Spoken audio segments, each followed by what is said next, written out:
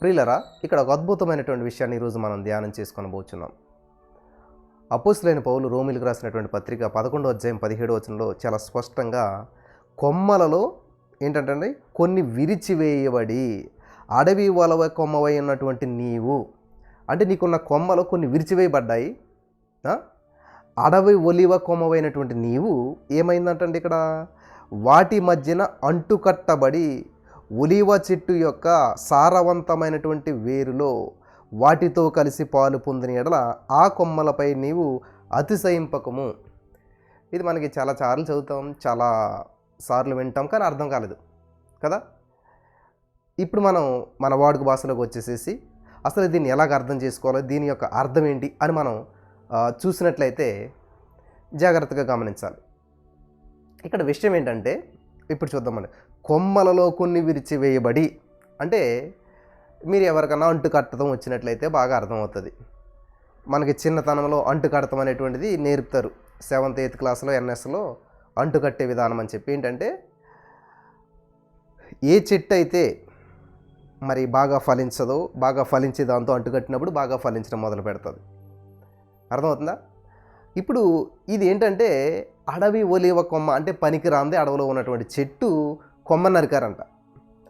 దానికి ఉన్న అనేక కొమ్మలు నరికేసి ఏదో ఒక కొమ్మను తీసుకుని వచ్చి అంటు కట్టబడేటప్పుడు ఏం చేస్తారు, ఒక చెట్టుని వి ఆకారంలో ఇలాగా చెక్కుతారనమాట. వీలాగా దాన్ని కూడా ఇలాగ వీలా చెక్కుతారు.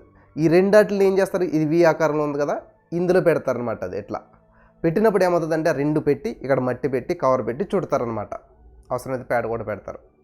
అప్పుడు ఏమవుతుంది, ఈ చెట్టు వేర్లు దీని, కానీ ఇదేమో ఈ కొమ్మేమో అడవిదనమాట. అడవి ఒలివ అడవి చెట్టును అట్టుకొచ్చి అడవి మధ్యలో ఉండవలసిన దాన్ని పట్టుకొచ్చి ఈ కొమ్మను ఈ యొక్క దీనికి అంటు కట్టినప్పుడు ఏమైందంట, దీంట్లో సారం అంతా తీసుకుని అంతవరకు పనికిరానిగా ఉన్నటువంటిది చూద్దాం, ఇప్పుడు మీకు అర్థమవుతుంది. అది అడవి ఒలివ మొక్కవై ఉన్నటువంటి నీవు, ఒలివ మొక్కవే కానీ అడవిలో ఉన్నావు, అందని రీతిలో ఉన్నావు, అనారోగ్య పరిస్థితిలో ఉన్నావు, ఫలించలేకుండా ఉన్నావు, పనికిరాని స్థితిలో ఉన్నావు. అటువంటి నిన్ను ఇక్కడ చూడండి, నీవు వాటి మధ్యన గమనించాలి. అయితే కొమ్మలలో కొన్ని విరిచివేయబడి అడవి ఒలివ మొక్కవై ఉన్నటువంటి నీవు వాటి మధ్యన అంటుకట్టబడి ఒలివ చెట్టు, గమనించాలి, ఒలివ చెట్టు యొక్క సారవంతమైన వేరులో వాటితో కలిసి పాలు పొందిన ఎడలా ఆ కొమ్మలపైన నీవు అతిశయింపకము. అర్థం అవ్వాలి.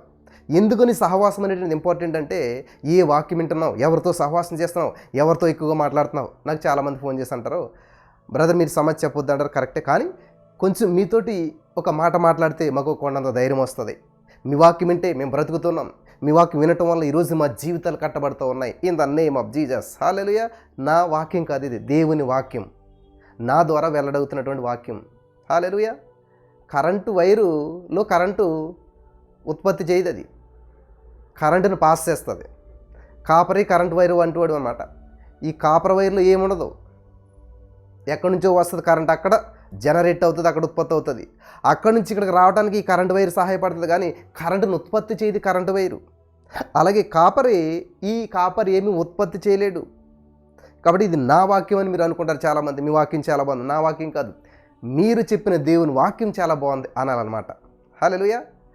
బ్రదర్ మీరు దేవుని యొక్క వాక్యాన్ని చాలా అర్థవంతంగా చెప్తారు, మా భాషలో మా స్థాయికి దిగి చెప్తారు అంటే అది కరెక్ట్ అనమాట. అంతేగాని మీ వాక్యం చాలా బాగుందని అంటే నా వాక్యం ఏంటి, నాకు వాక్యం ఏంటి? ఎందుకంటే నా లైఫ్ అంతా కూడా ఫెయిల్యూర్. నేను నా వాక్యం ఏముంటుంది, ఇంకా ఫెయిల్యూర్ ఉంటుంది అంతా కూడా. కానీ దేవుడు అన్నిటిలో కూడా విజయం సాధించాడు, మరణం మీద విజయం సాధించాడు. అటువంటి గొప్ప ఆయన గురించి చెప్తున్నాం కాబట్టి ఆయన వాక్యం చెప్పటానికి మనం ఒక ఛానల్గా ఉన్నాం. హల్లెలూయా. దేవునికి స్తోత్రం కలుగును గాక. కాబట్టి ఆయన హెచ్చాలి, మనం తగ్గాలి. ఆయన వాక్యం హెచ్చించబడాలి, ఆయన నామం హెచ్చించబడాలి, ఆయన గణపరచబడాలి. అందుకనే దేవుడు మనల్ని ఏర్పాటు చేసుకున్నాడు. సో ఇక్కడ మీరు గమనించవలసింది ఏంటంటే, అడవిలో ఉంది ఒక ఒలివ మొక్క.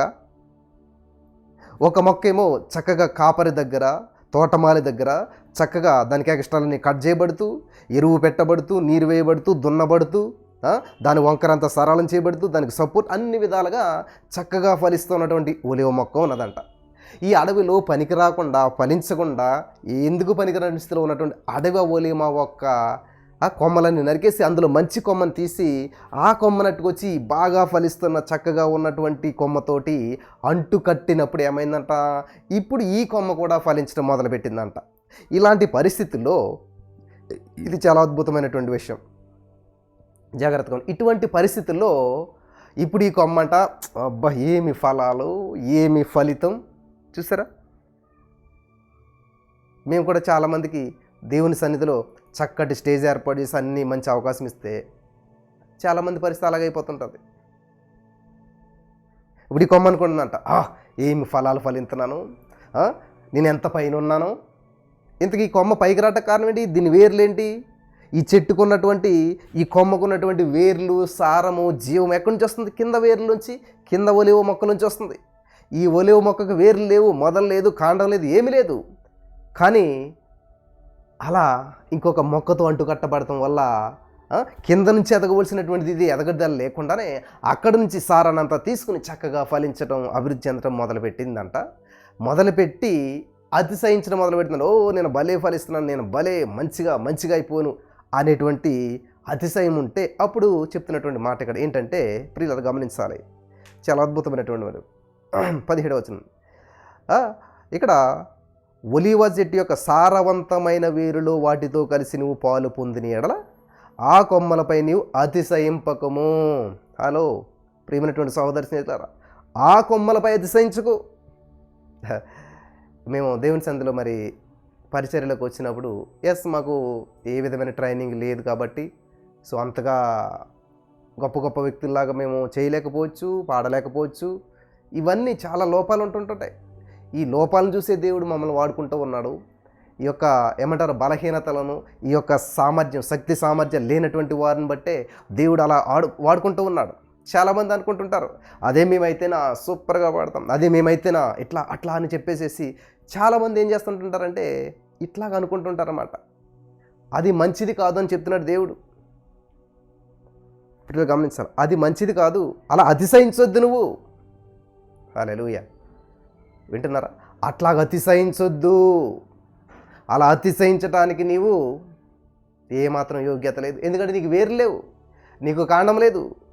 నువ్వు ఫలించాలంటే నీకు జీవం ఇచ్చేది, నీకు సారం ఇచ్చేది, నీకు బలం ఇచ్చేది, నీకు శక్తినిచ్చేది, నేను నిలబెట్టేది అంతా కూడా నువ్వు అడవి ఒలీవ మొక్క కొమ్మవంతే, నువ్వు చెట్టు కాదు. కాబట్టి నువ్వు అతిశయించొద్దు. హల్లెలూయా. కాబట్టి ఈరోజు చాలామంది జీవితాలు ఏంటంటే, నేను కష్టపడి సంపాదించాను ఉద్యోగం, నేను కష్టపడి కట్టాను ఇల్లు, నేను కష్టపడి నేను ఈ స్థితికి వచ్చాను, ఆ స్థితికి వచ్చాను. మనం కష్టపడితే కాదు, మనకంటే కష్టపడే వాళ్ళు చాలామంది ఉన్నారు. మనకంటే బాగా టాలెంట్ ఉన్న వాళ్ళు చాలామంది ఉన్నారు. మనకంటే డబ్బు ఉన్న వాళ్ళు చాలామంది ఉన్నారు. మనకంటే గొప్ప వాళ్ళు చాలామంది ఉన్నారు. కానీ దేవుడు మనల్ని ఈ స్థితిలో ఈ విధంగా ఉంచాడు అంటే కారణం ఏంటనుకుంటున్నారు?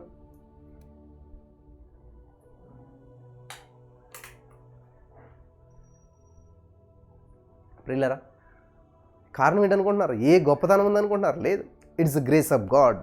ఇదంతా కూడా కేవలం దేవుని కృప మాత్రమే. హల్లెలూయా, వింటున్నారా?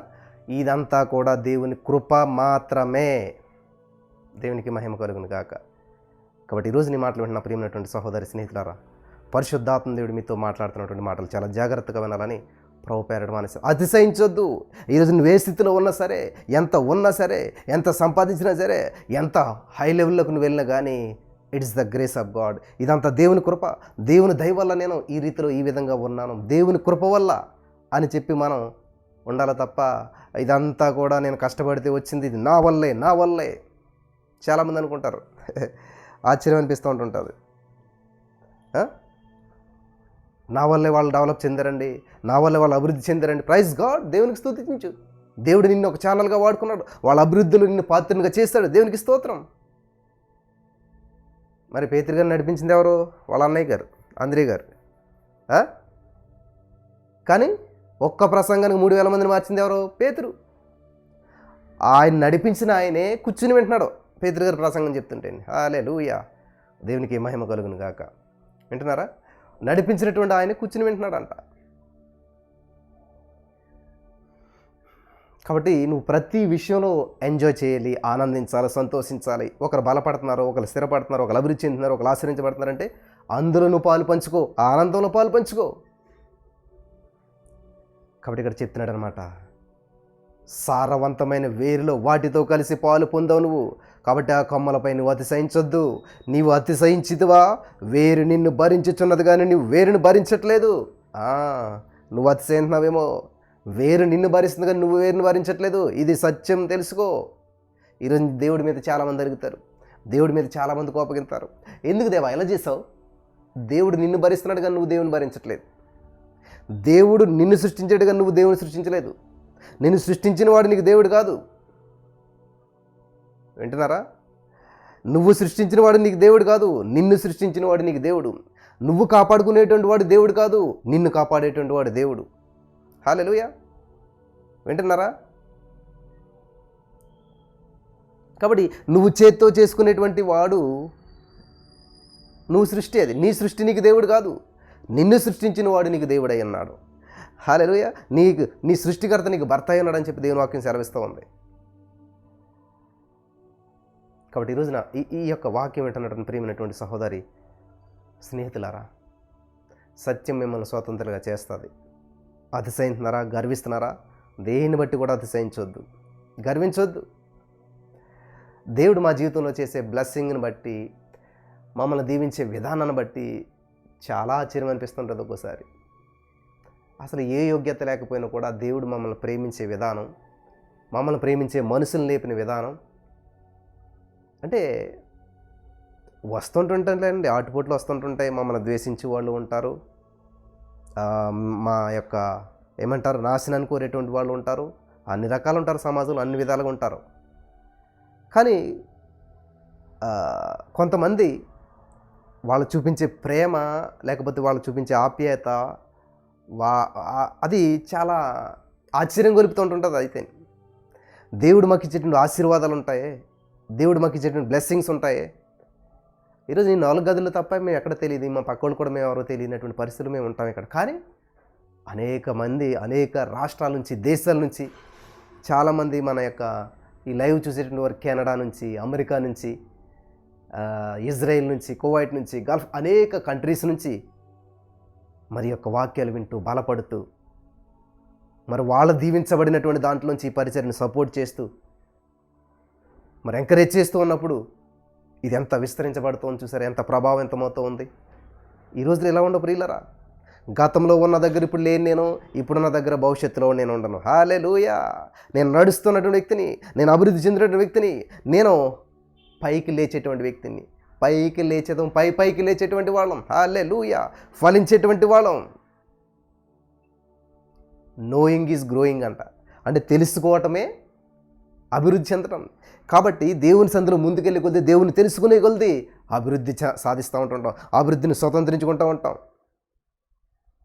కాబట్టి నేను నమ్ముచున్నాను, నేను నమ్మిన దేవుడు ఏం చెప్తున్నాడు? అబ్రహాం సంతానం అంటాడు, అబ్రహాం ఆశీర్వాదాలకు వారసులం అంట మనం. Amen. Richest person in the earth, భూమి మీదే ధనవంతుడు అంటండి. ఎవరో అబ్రహాం గారు, భూమి మీద. అటువంటి ఆయన బిడ్డలమంట మనం. ఇంకో విధంగా చెప్పాలంటే ఈ యొక్క భూమి ఆకాశంలో చాలా ఇసుకరైనటువంటిది. అటువంటి ఆకాశాన్ని కొలిసినటువంటి జానతో కొలిసాడంట. అటువంటి ఆకాశాన్ని ఇలాగా ఏదో టవల్ మడత పెట్టాడంట. అటువంటి దేవుని బిడ్డలు మనం ఆత్మలోకంలో, మీరు గమనించాలి. హల్లెలూయా. Thank you Jesus. అటువంటి దేవుని బిడ్డలం. వింటున్నారా? ఓపిక చేదుగా ఉంటుంది కానీ దాని ఫలితం చాలా తీగా ఉంటుంది. ఈరోజు చాలామంది ఇన్స్టెంట్ మిరకల్ వెంటనే జరగాలి, కనిపెట్టలేరు, ఓర్పు లేదు, సహనం లేదు, చాలా తొందర. చెప్పండి, ఇప్పుడే చెప్పండి, ఏం చేయాలి చెప్పండి, ఎలా చేయాలి చెప్పండి. నువ్వు తొందరపడ్డంతరా అని దేవుడు చేయడు ప్రియులారా. తగిన సమయంలో ఆయన మిమ్మల్ని హెచ్చించే రీతిగా ఆయన బలిష్టమైన చేతికి దేన మనసుకులు అయ్యండి. నాకు ఒక సహోదరి ఫోన్ చేసింది, బ్రదర్ నా పరిస్థితి అసలు బాగోలేదు బ్రదర్, కనీసం ఆయన నాతో మాట్లాడతలేదు, వేరేమని తెచ్చిపెట్టుకున్నాడు, నన్ను సెపరేట్గా ఎక్కడో పైన పడేశాడు, నన్ను నా బిడ్డను అసలు చూడలేదు, మరి ఏం చేస్తావమ్మా? ఉండలేని ఇక్కడ వెళ్ళిపోతాను నేను. ఎక్కడికి? అమ్మగారింటికి. ఏం చేస్తావు? నేను అక్కడే ఉంటాను. ఇటువంటి జీవితం ఎందుకు? ఓపిక పట్టమ్మా, ప్రార్థించు, మంచి సమయం ఇచ్చాడు దేవుడు నీకు. నీతో ఎవరు మాట్లాడకపోతే నువ్వు దేవునితో మాట్లాడు. ఎంత ఎంకరేజ్ చేసినా కొన్నాళ్ళు చెట్టు మానేటు పడుతూ లేస్తాం. ఎలాగైతే ఓపిక తెచ్చింది దేవుని స్తుతించడం, దేవుని మహింపరచడం, ఇంకా ఆయన ఎవరితో వెళ్తున్నాడు, ఏం చేస్తున్నాడు, ఏం పట్టించుకోదు, దేవుణ్ణే పట్టించుకో అని చెప్తే అలాగా ఆల్ నైట్లో అన్నీ చేస్తూ చేస్తూ చేస్తూ కొన్నాళ్ళకి ఫోన్ చేయటం మానేస్తుంది, అంత అయిపోయింది. విచిత్రమైన విషయం ఏంటంటే రీసెంట్గా మళ్ళీ కాల్ చేసి, బ్రదర్ దేవుడు గొప్పోడు బ్రదర్, దేవుడు అద్భుతం చేస్తాడు బ్రదర్. ఏమైందమ్మా? యేసయ్య నా భర్తకు మంచి మనసు ఇచ్చాడు, ప్రేమించే మనసు ఇచ్చాడు, నాతో మాట్లాడుతున్నాడు, నాతో కలిసి భోజనం చేస్తున్నాడు, నన్ను ప్రేమగా చూసుకుంటున్నాడు, నన్ను చర్చి కూడా తీసుకెళ్తున్నాడు, నా బిడ్డను బాగా చూసుకుంటున్నాడు. హల్లెలూయా. నా భర్త కూర్చునే పెద్ద కుర్చీలో అంత ఉన్నతమైన స్థితిలో నన్ను పెట్టాడు తీసుకెళ్ళి. ఎలా జరిగింది ఇదంతాను? ఓపిక చేదుగా ఉంటుంది, దాని ఫలితం తీగా ఉంటుంది. ఓపిక పట్టండి, వెయిట్ చేయండి, సహించండి. In the name of Jesus. Hallelujah. కథలు చెప్పట్లేదు నేనంతా కూడా, వాస్తవం జరిగినటువంటి సంఘటనలు, జీవితంలో జరిగిన సంఘటనలే చెప్తున్నాను నన్ను కూడాను. నిజమా బ్రదర్? నిజమే. మరి నీకెందుకు జరగట్లేదు అంటే, నీకెందుకు జరగట్లేదు అని అంటే, చూడండి మనం ఏం చేస్తాం, ఒక పని ప్రారంభిస్తాం, కొంచెం చేస్తాం, ఆగిపోతాం. చూడండి చిన్నపిల్లలు ఎక్కలపు చెప్తారు కదా, 1 2 2 2 4 3 6 4 8 5 10 6 అని చెప్పేసి, అరే నువ్వెందుకు నల్లగా అవుతున్నారు అది మాట్లాడతాం కదా. ఎక్కడ దాకా వచ్చాడు? 6 వరకు. 6 12 అనేటువంటి విషయం వాడు చెప్పలేడు. మళ్ళీ ఎక్కడికి వచ్చేస్తాడు? మళ్ళీ స్టార్టింగ్కి వచ్చేస్తాడు. ఎందుకంటే ఫ్లో ఆగిపోతే మళ్ళీ చేయలేడాడు, మళ్ళీ మొదటికి వస్తాడనమాట. 1 2 2 4 చూసారా. ఒకవేళ మళ్ళీ 7 14 దాకా వచ్చాడు, ఆగిపోయాడు అనుకోండి. ఆగిపోయి మళ్ళీ ఏం చేస్తాడు? 8 చెప్పడు వాడు. ఇలా చెప్పారు ఎక్కాలి మీరు చిన్నప్పుడు స్కూల్లోను? మా స్కూల్ ఇంతే కదా. ఏం చేస్తాడు? మళ్ళీ స్టార్ట్ చేస్తాడు. 1 2 2 4. అర్థమైందా? అర్థమైంది మీ అందరికీ? ఎట్లాగాడు ఏం చేస్తుంటాడు? ఏదో ఒక రిథంలో వెళ్ళిపోతుంటాడు అనమాట. పొరపాటు మధ్యలో ఆపారనుకోండి అంతే, మళ్ళీ ఎక్కడికి వెళ్ళిపోతాడు? మళ్ళీ ఫస్ట్ 1 2 2 4 3 6. వాడు వెళ్ళాడా స్టార్టింగ్ నుంచి ఎండింగ్ వరకు వెళ్ళిపోతేనే వెళ్ళిపోతాడు. మధ్యలో ఆగాడంటే మళ్ళీ వెనక్కి వచ్చేస్తాడు అనమాట. అర్థమవుతుందా? మీకు ఇటువంటి అనుభవం ఉన్నదా లేదా? స్కూల్లో చదువుకున్నప్పుడు ఖచ్చితంగా ఈ అనుభవం కూడా అందరూ వెళ్తారు. అలాగే ఈ రోజున చాలామంది ఏమవుతుంది తెలుసా, చక్కగా ప్రార్థన చేస్తూ ఉన్నారు, దేవుడు అద్భుతం పొందుకోవాలని చెప్పి ఆశతో వస్తూ ఉన్నారు. మధ్యలోను ఎవడో రావటం, ఏదో పని రావటం, ఏదో వచ్చి డిస్టర్బెన్స్ వస్తుంది, అంతే మర్చిపోతారు వీళ్ళు. ఎక్కాలి ఎలాగైతే ఆడు చిన్నపిల్లడు మర్చిపోయాడో అలాగే ఏం చేస్తారు, ఎంతవరకు వచ్చారు, ఏం చేస్తారు, ఆ పట్టుదల అదంతా మర్చిపోతారు అన్నమాట. ఆ గ్యాప్ వచ్చేద్ది అంతే. మళ్ళీ ఏం చేస్తారు? లేదు ఇక్కడ నుంచి ఎలాగైనా సరే నేను స్టాండర్డ్గా స్థిరంగా ఉంటానని చెప్పి మళ్ళీ స్టార్ట్ చేస్తారు. మళ్ళీ స్టార్ట్ చేసి 5 రోజులు 10 రోజులు 15 రోజులు వస్తారు. వచ్చాకుండి మళ్ళీ ఏదో డిస్టర్బెన్స్ వస్తుంది, ఏదో సమస్య వస్తుంది, అంతే తను వదిలిపెట్టేస్తారు. మళ్ళీ 3:30 లేవటం మానేస్తారు, మళ్ళీ ప్రార్థించడం ఇవన్నీ మానేసేసి అంతే కనెక్షన్ కట్ అయిపోయింది.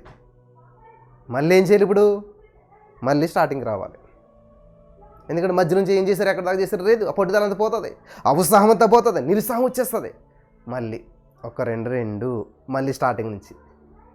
ఎప్పుడు దీన్ని స్వతంత్రించారంటే ఎక్కడా బ్రేక్ లేకుండా అద్భుతం జరిగేంత వరకు ఎవరైతే చేస్తా వెళ్తారో వాడి మధ్యలో డిస్టర్బ్ చేయకూడదు. 1 2 2 4 15 30 20 40 అక్కడ దాకా వెళ్ళిపోయాడు అనుకున్నాడు, అమ్మయ్య సాధించానంటాడు. పొరపాటును 18 గడో 19 గడ ఆపేసినా మళ్ళీ ఆగిపోతాడు. మళ్ళీ మొదలుకి వెళ్తే కానాడు ఆ ఫ్లో రాదనమాట. మీకు అందరికీ అర్థమవుతుంది అనుకుంటా ఉన్నాను నేను చెప్పేటువంటి ఆ యొక్క ఎగ్జాంపుల్ కానీ లేకపోతే ఏదైనా. అర్థమవుతుందా? అంటే ఆ ఫ్లో వెళ్ళిపోరు. అలాగే ఈ రోజున అద్భుతాలు మీరు పొందుకుపోవడానికి కారణం ఏంటి తెలుసా? చాలా పట్టుదల. ఎలాగైనా సరే నా భర్తను మార్చేస్తాడు నా యేసయ్య, నేను నమ్ముచున్నాను. ఒక పెన్ను పుస్తకం తీసుకుని రాసేస్తారు, 1000 సార్లు రాసేస్తారు. ఆ పేపర్ పెట్టుకుంటారు. పొద్దుటే 3:30 కంటే 2:30కి లేచిపోయారు చాలామంది, 2 గంటలు కూడా లేచిపోతున్నారు చాలామంది. Praise God. 2 రోజులు 3 రోజులు 4 రోజులు 5 రోజులు గడిచేసరికి ఏమవుతుంది? 2:30 లేచిన వాళ్ళు కాస్త 3:30 కూడా లేవడం కష్టమైపోతుంటుంది. లేచిన ఆ రోజు ఈ స్థుతి కథ ఏముంది, స్థుతి అంటే సరిపోదేంటి? మనం లేచి మళ్ళీ ఇందులో కూర్చోవాలేంటి? మన పర్సనల్గా మనం చేసుకుంటే సరిపోదేంటి? అబ్బా సైతానుడి ఎంత ట్రాప్ చేసేస్తాడండి. ఇక్కడ ఏమంటున్నారు? కలిసావు నువ్వు. అడవి ఒలివ మొక్క లాంటి నీ జీవితాన్ని తీసుకొచ్చి దేవుడి ఒక సహవాసంలో, ఒక సమూహంలో నిన్ను కలిపి నువ్వు ఫలించు. నీకు మళ్ళీ వేర్లు వేసుకుని నువ్వు ఫలించాలి అంటే చాలా టైం పట్టేస్తుంది. కాబట్టి నీకు వేర్లు లేవులే, వేర్ల దగ్గర నుంచి వద్దు. మళ్ళీ నువ్వు ఇదంతా పెద్ద ప్రాసెస్ వద్దు నీకు. నువ్వు మట్టిలోకి వెళ్ళి మళ్ళీ ఇదంతా వద్దులే, నువ్వు ఇంత సమయం లేదు నీకు. కాబట్టి నువ్వేం చేస్తావు, ఇక్కడ నిన్ను అతుకు పెట్టాను, సహవాసంలో కట్టేశాను. కాబట్టి నువ్వేం చేయాలి, ఇక్కడ నుంచి వాళ్ళ సహవాసంతో కలిసి, వాళ్ళతో కలిసి ఆ యొక్క స్తుతి చేస్తూ ఉండగా హల్లెలూయా నీవు ఫలించడం మొదలు పెడతావు. హల్లెలూయా, దేవునికి స్తోత్రం కలుగును గాక. వింటున్నారా ప్రియులరా? అందుకని దేవుడు నిన్ను ఇక్కడ నాటాడు, ఇక్కడ తీసుకొచ్చి పెట్టాడు. ఎక్కడో ఉన్నటువంటి నిన్ను, ఏదో చేసుకోవాల్సిన నిన్ను, ఈ సమయం ఏదో విధంగా గడిపోవాల్సిన నిన్ను తీసుకొని వచ్చి ఇక్కడ కలిపాడు, ఈ సహవాసంలో కట్టాడు, ఈ సహవాసంలో నాటాడు. మరి ఏం చేయాలి బ్రదర్? చేయాలి. ఇక్కడ ఏది ప్రాసెస్ జరుగుతుందో, ఏది చెప్తున్నారో, నువ్వు ఏ స్కూల్లోకి వెళ్తే ఆ స్కూల్లో ఇచ్చిన హోంవర్క్ నువ్వు చెయ్యాలి, ఆ స్కూల్లో చెప్పిన పాఠాలు వినాలి. అప్పుడే నీకు రిజల్ట్ వస్తుంది, లేకపోతే రాదు. హల్లెలూయా.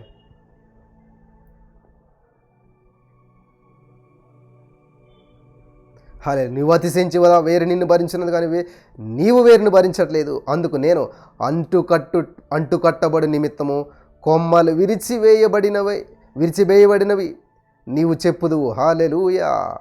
అంటుకట్టబడి నిమిత్తము కొమ్మలు విరిచివేయబడినవని నీవు చెప్పుదావు. నేను అంటుకట్టబడాలంటే కొమ్మలు విరిచివేయబడాలి. In the name of Jesus. కొన్ని కట్ చేసుకోవాలి, కొన్ని రిలేషన్స్ కట్ చేసుకోవాలి, కొన్ని విషయాలు నువ్వు కట్ చేసుకోవాలి, కొన్ని బంధువులు పక్కన పెట్టాలి. దేవుల్లో అంటుకట్టబడాలి అంటే నిద్రను కట్ చేసుకోవాలి. పొద్దున్నే మనం లేవటం కష్టం కదా, ఆ మత్తుని కట్ చేసుకోవాలి, కోపాన్ని కట్ చేసుకోవాలి, ద్వేషాన్ని కట్ చేసుకోవాలి, అసూయని కట్ చేసుకో. ఇవన్నీ కట్ చేసేస్తే అప్పుడు నువ్వు అంటుకట్టబడతావు. అప్పుడు నువ్వు చెప్తావు, నేను దేవుని అంటుకట్టబడి నిమిత్తం అన్నీ కట్ చేశాను. మరి ప్రతి సంవత్సరం జనవరి నెలలో మనకు ఒక ఛాలెంజ్ ఉంటుంది అనమాట. ఆ నెల రోజులు ఎవరితోటి పెద్దగా ఫోన్ మాట్లాడొద్దు, అయితే ఇంపార్టెంట్ అయితే తప్ప. జనవరి నెల అంతా కూడా ఎవరు నాన్ వెజ్ తినకుండా ఉండండి. అది రూల్ ఏం కాదు, కానీ మీరు కంట్రోల్ అయితేనే ఉండండి, ప్రత్యేకించుకోండి. హల్లెలూయా, దేవునికి స్తోత్రం. ఆ యొక్క జనవరి నెలలో ఖచ్చితంగా మీరు ఉపవాసం ఉండండి, దేవునితో ఎక్కువ సమయం గడపండి, అన్నీ పక్కన పెట్టండి. ఇలా ఒక్క నెల మీరు చేసినట్లయితే మిగిలిన 11 నెలలు కూడా అద్భుతంగా, ఆనందంగా, సంతోషంగా, ఆరోగ్యంగా ఉండగలుగుతారని చెప్పి మొదటి స్థానం, ప్రథమ స్థానం దేవునికి ఇవ్వటం నేర్పిస్తూ ఉన్నప్పుడు అనేక మంది ఇన్వాల్వ్మెంట్ అయ్యారు. అనేక అద్భుతమైన సాక్ష్యాలు మేము వింటూ వచ్చి ఉన్నాం in the name of Jesus. Hallelujah. కాబట్టి ఈరోజు నీ మాటలు విన్న ప్రియులారా, ప్రత్యేకించుకుంటున్నారా? ప్రత్యేకించబడుతూ ఉన్నారా? హల్లెలూయా.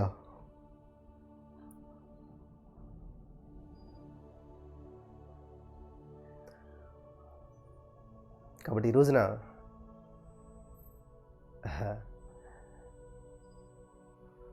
జీవితంలో పెను మార్పులు సంభవించాలంటే ఖచ్చితంగా నువ్వు గొప్ప గొప్ప నిర్ణయాలు తీసుకోవాలి. తీసుకోవటం మాత్రం కాదు, పాటించాలి, అనుసరించాలి, అమలుపరచటానికి సిద్ధంగా ఉండాలి.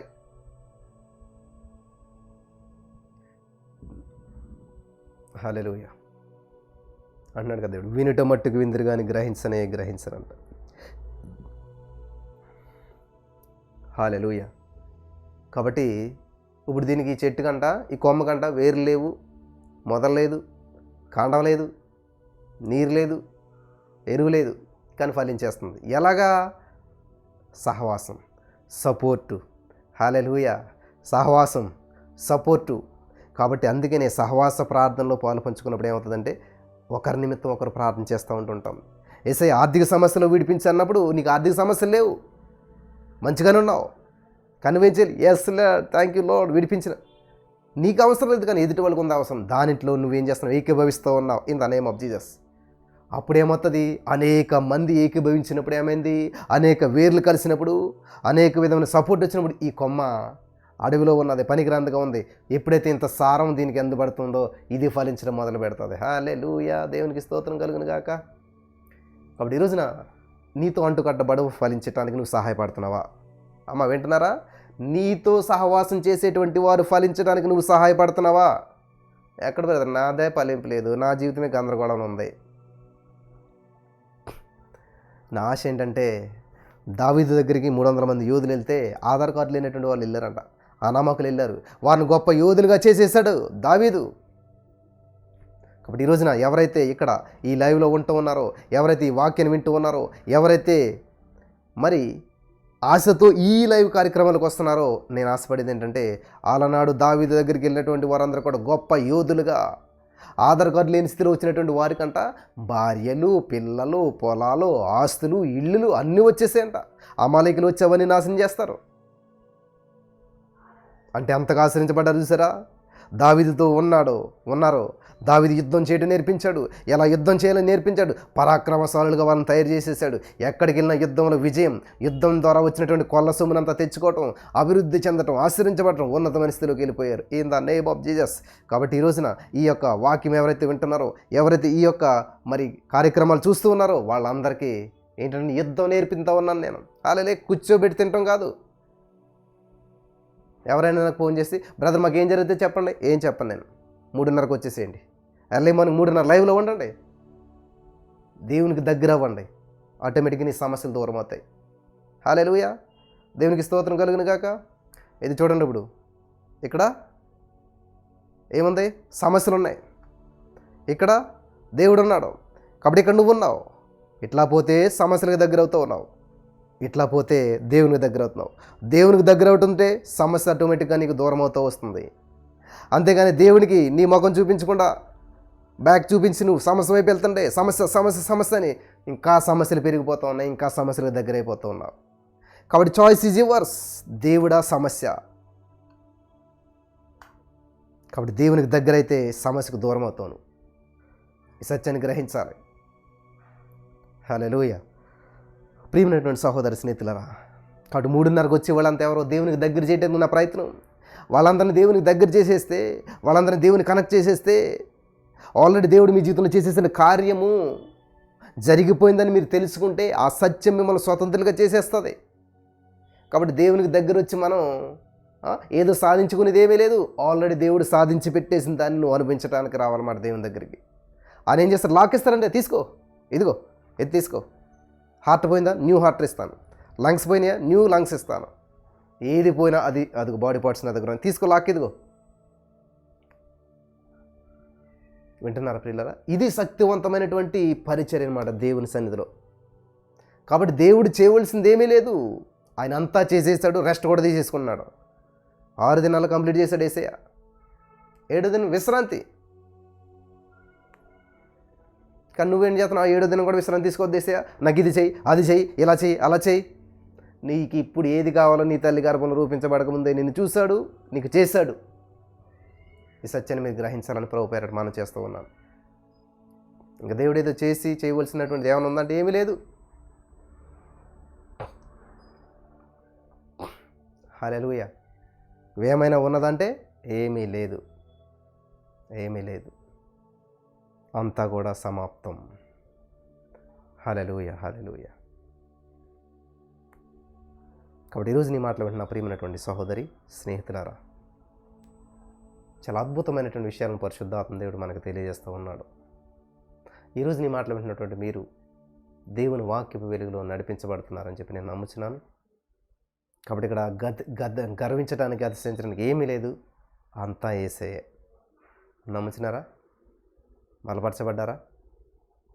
హల్లెలూయా. ఈ వాక్యం ద్వారా దేవుడు మనందరినీ బలపరచును గాక. ఆమేన్.